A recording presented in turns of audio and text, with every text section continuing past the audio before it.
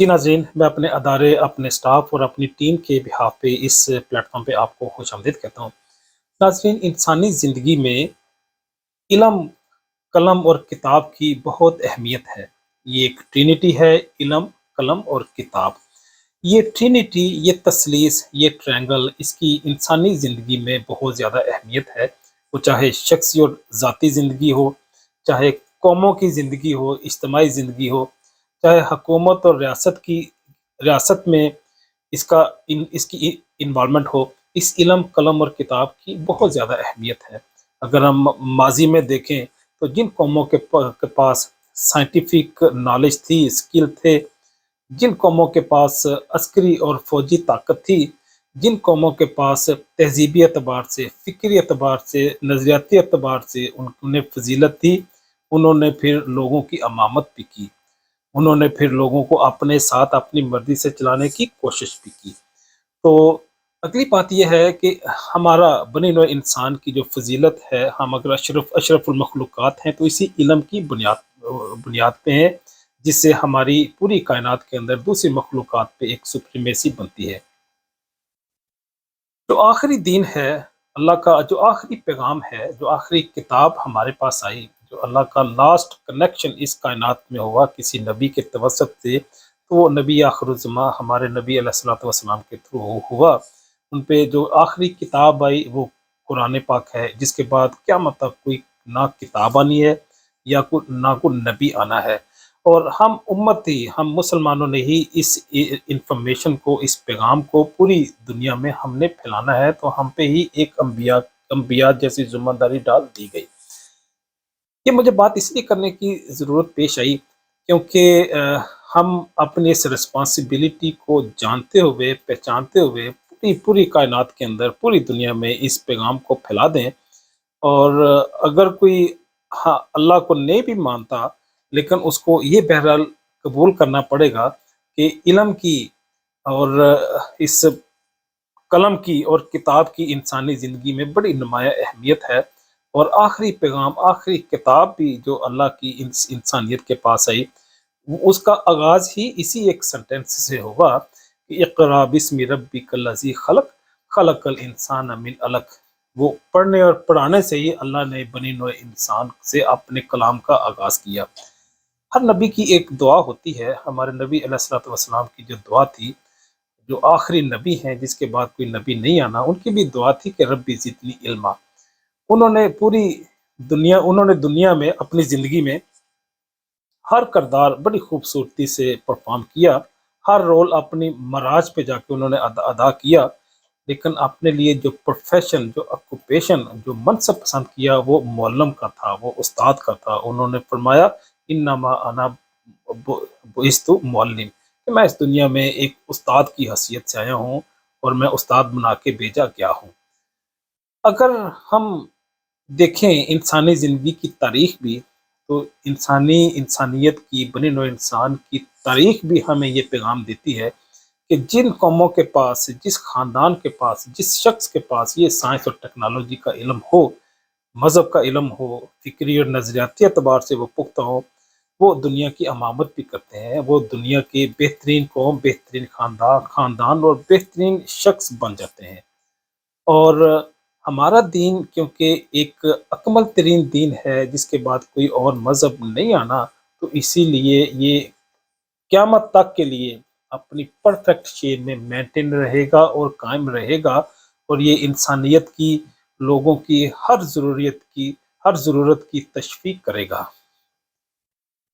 हम देखते हैं कि ईसाइयत, हज़रत ईसा अलैहिस्सलाम के दुनिया से रुखसत होने के बाद उन्होंने सियासी तसल्लुत हासिल किया और दुनिया की अमामत की। आज भी अगर हम देखें तो 50% जो ऑक्यूपेशन है या तसल्लुत है, वो इसी ईसाइयत का है, हज़रत ईसा अलैहिस्सलाम के मानने वालों का है। वो इस दुनिया से रुखसत होने के बावजूद इस मज़हब की जो हकीकत है, इसका जो पैगाम है, वो पूरी कुव्वत के साथ दुनिया के हर खित्ते में पहुँचा।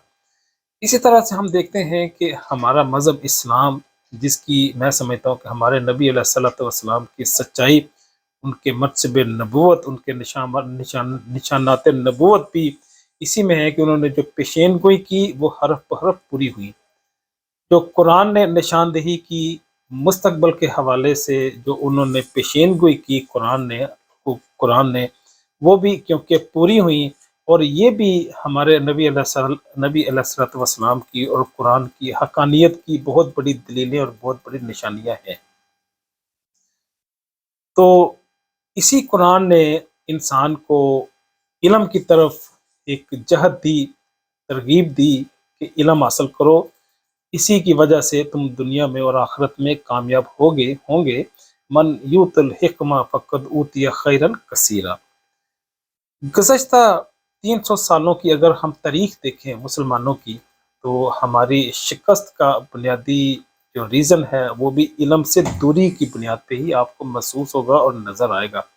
جب تک ہم اس دنیا میں قوموں کی امامت کرتے رہے، جب تک ہمارا کنیکشن اللہ کے ساتھ برقرار رہا اور ہمارے مسلمانوں نے خیر و برکت موجود رہی، تب تک ہمیں کوئی باج گزار بھی نہیں بنا سکا۔ ہم مسلمان ملکوں اور ریاستوں میں عراق جیسے واقعات نہیں ہوئے، افغانستان پہ کسی کو ہمت نہیں کہ وہ قبضہ کرے اور وہاں پہ آ کے انسانیت کا قتل کرے، اور صرف ایک نہیں، دو نہیں، 13 بلکہ اس سے بھی زیادہ ملک مل کے ایک تنہا ملک کو، چھوٹے سے ملک کو، کمزور ملک کو آ کے ماریں، یہ بھی کبھی نہیں ہوا۔ کبھی لیبیا پہ اس طرح سے تسلط قائم نہیں ہوا، بلکہ میں کیونکہ بات کر رہا تھا گزشتہ 300 سالوں میں اگر دیکھیں، اگر ہماری پسپائی ہوئی ہے، وہ چاہے ٹیپو سلطان کی شکل میں ہو، چاہے عراق ہو، افغانستان ہو، فلسطین ہو، لیبیا ہو، کشمیر ہو، چچنیا ہو، بوسنیا ہو، یہ ساری جو ہماری شکست کی پوری تاریخ ہے اور پورے جو باب لکھے جا رہے ہیں وہ بھی اس علمی کمزوری کی بنیاد پہ ہیں۔ جب علمی کمزوری آتی ہے تو شخصی، جسمانی اور دوسری کمزوریاں بھی خود بخود سے اس قوم اور اس شخص اور ان کی زندگیوں میں آ جاتی ہیں۔ آخری بات کر کے اجازت چاہوں گا، ہمارا جو پلیٹ فارم ہے میڈیکل میڈیا، اس میں کیونکہ ہم ادویات، ڈیزیز اور ٹریٹمنٹ کے حوالے سے ہی بات کرتے ہیں، اور اسی کی انفارمیشن ہم لوگوں کو دیں گے تاکہ وہ ان کی کسی طرح کی اسکیمنگ نہ ہو، ان کی پور انفارمیشن کی بنیاد پہ، ان کی نا علمی کی وجہ سے، یا ان کی جو چیزوں کو نہ سمجھنے کی بنیاد پہ، چاہے فارماسیوٹیکل انڈسٹری ہو، چاہے فزیشین صاحب ہوں، جن کو انسانیت کی خدمت کے لیے تعمیر کیا گیا، اس کو بلڈ کیا گیا، اس پروفیشن کو ڈیولپ کیا گیا، وہ ان کے ساتھ اسکیمنگ نہ ہو، ان کے ساتھ فراڈ نہ ہو، وہ اپنی ڈیزیز کو بھی انڈرسٹینڈ کریں اور اس کے خلاف دی جانے والی میڈیسن کو بھی انڈرسٹینڈ کر سکیں۔ تو میں سمجھتا ہوں علم وہ کسی بھی شکل میں ہو، کسی بھی لیول پہ ہو، وہ انسانی زندگی کے لیے، انسان کے لیے بینیفیشل ہی ہوتا ہے، اور اس کو حاصل کرنے میں کوئی حرج نہیں ہے، اس کو بڑھانے میں، اس کو فروغ دینے میں اس میں کوئی حرج نہیں ہے، اور اس کو آگے بڑھانا چاہیے۔ اجازت چاہوں گا، اللہ حافظ۔